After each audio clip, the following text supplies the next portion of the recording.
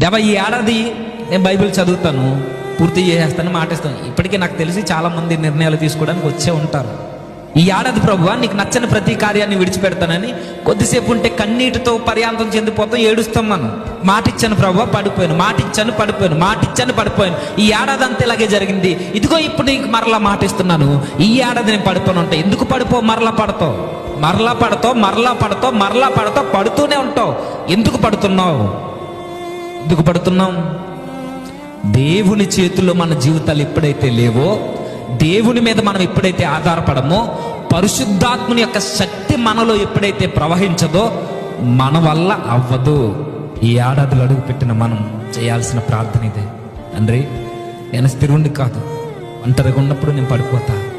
ఆకర్షించేది ఏదైనా నా కంటికి కనబడితే నేను పడిపోతా. సిచ్యువేషన్ డిమాండ్ చేసినప్పుడు, సందర్భం వచ్చినప్పుడు నేను మాట్లాడకూడని మాటలు మాట్లాడేస్తున్నా, నేను కోపపడుతున్నా. ఆకర్షించేది ఏదైనా నాకు ఎదురైతే నేను ఆకర్షణకు లొంగిపోతున్నా. స్థిరత్వం లేనున్నాయ్యా. నేను 2024 అంతా ఇలానే గడిపాను. ఈ ఏడాది అంతా ఇలానే అయిపోయింది. ఇలా చూస్తూ ఉండగానే కాలం గడిచిపోతూ వచ్చేసింది. నీకు మాటిస్తున్నాను ప్రభువా, నాలో స్థిరమైన మనసు నువ్వే పుట్టించు, నా వల్ల అవ్వదు ఇది. నా అంతరంగంలో నేను ప్రతి విషయానికి కదిలిపోయే జీవితం నాకొద్దు. స్థిరముగా నన్ను కాపాడు, అంతం వరకు నన్ను నిలబెట్టు అని ప్రార్థన చేయాలి.